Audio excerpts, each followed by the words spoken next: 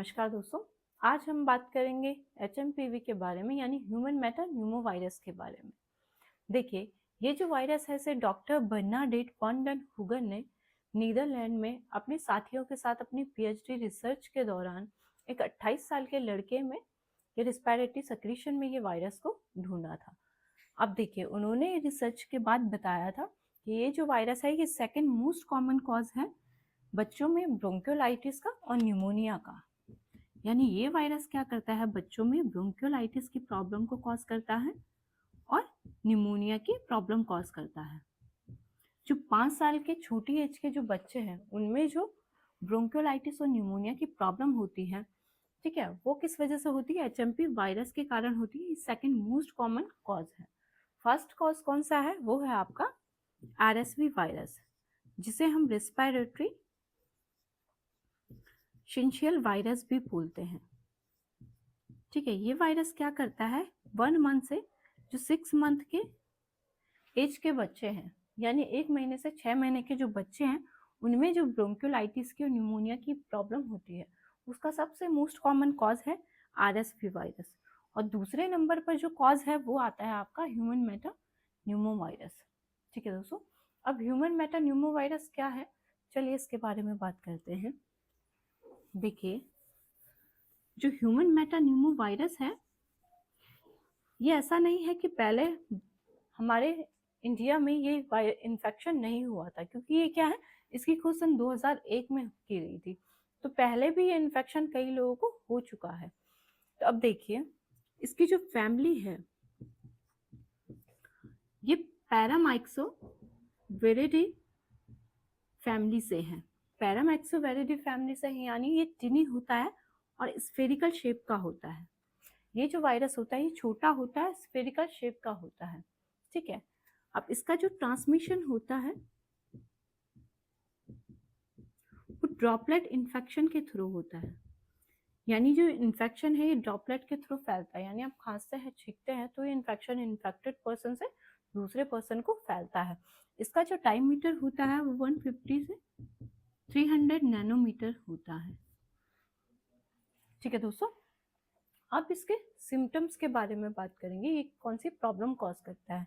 देखिए, इसके जो सिम्टम्स होते हैं वो कॉमन कोल्ड की तरह होते हैं। जैसे कोल्ड के सिम्टम्स होते हैं उसी तरह इसके सिम्टम्स भी होते हैं। तो सबसे पहले आता है कफ, और ये कफ आपका 9 डेज तक रहता है। ठीक है दोस्तों, यानी 9 दिन तक आपको ये कफ रहता है।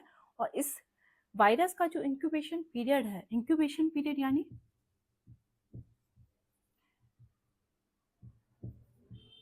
ये जो इन्फेक्शन एक्टिव रहता है वो 6 डेज का होता है, यानी 6 दिन तक ये इन्फेक्शन एक्टिव रहता है।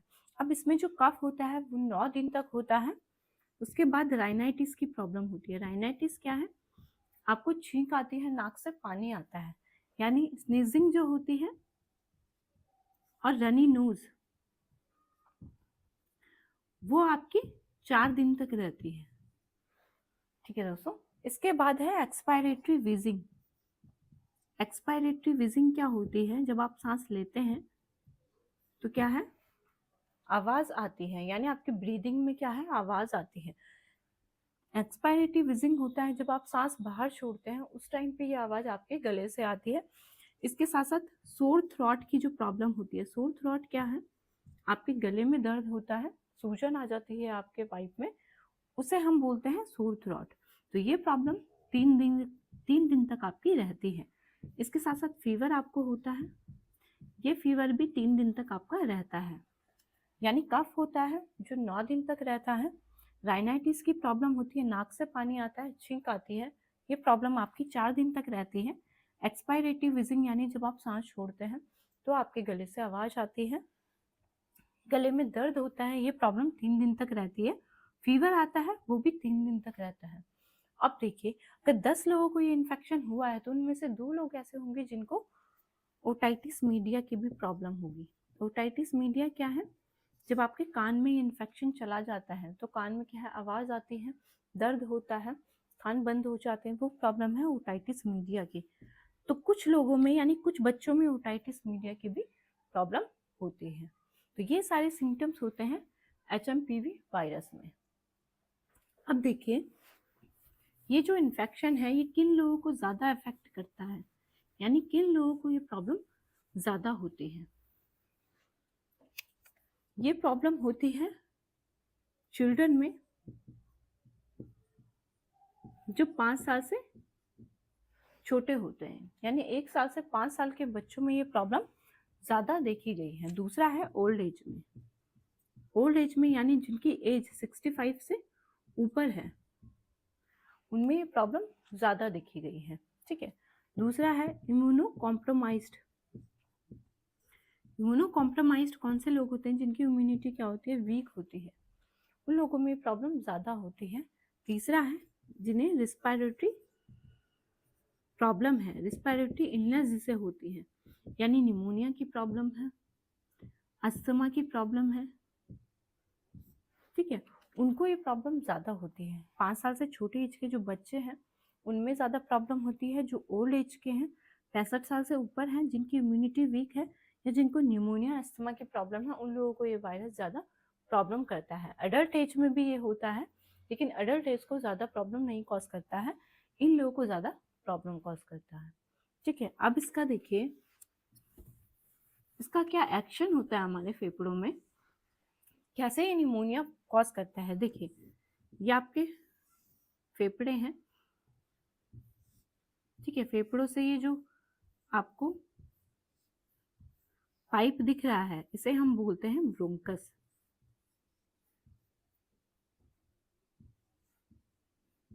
ये आपकी एल्वियोलाई है जहां पर आपकी गैस का एक्सचेंज होता है, यानी कार्बन डाइऑक्साइड और ऑक्सीजन जो ट्रांसफर होती है वो ये एल्वियोलाई में होती है।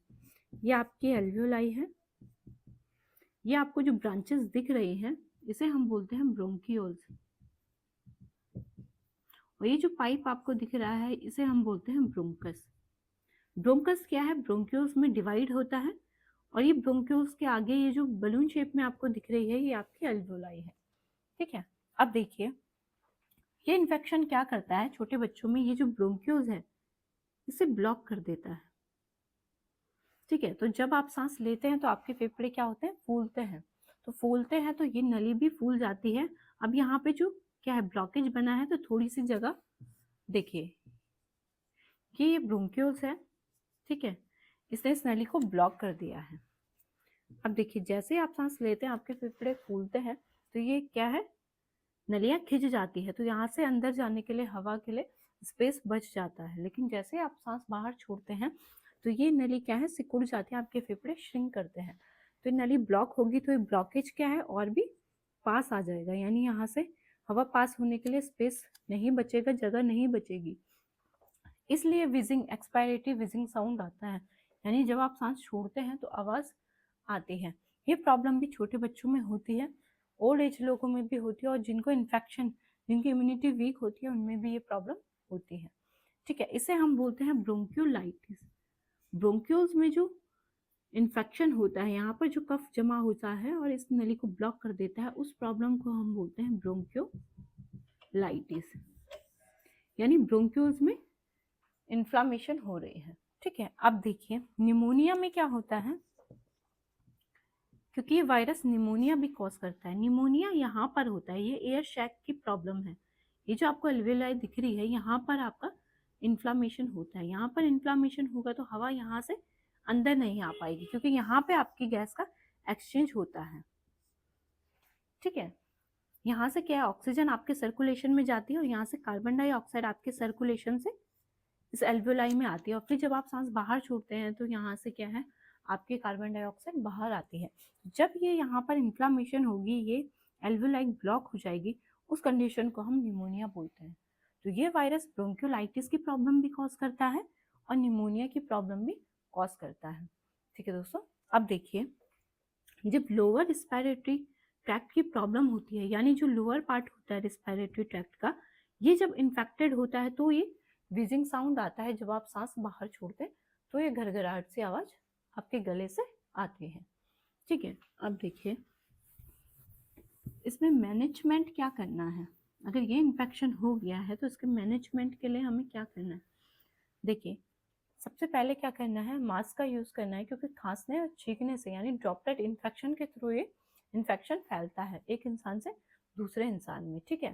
खांसने और छींकने से फैलता है तो मास्क का यूज़ करना है, ठीक है। इसके साथ साथ हाइजीन मेंटेन करनी है, यानी अगर आप बाहर कहीं भी जाते हैं तो घर आने के बाद आपको हैंड वॉश करना है, हाइजीन को मेंटेन रखना है, जिससे ये इन्फेक्शन क्या है बाकी लोगों को ना फैले।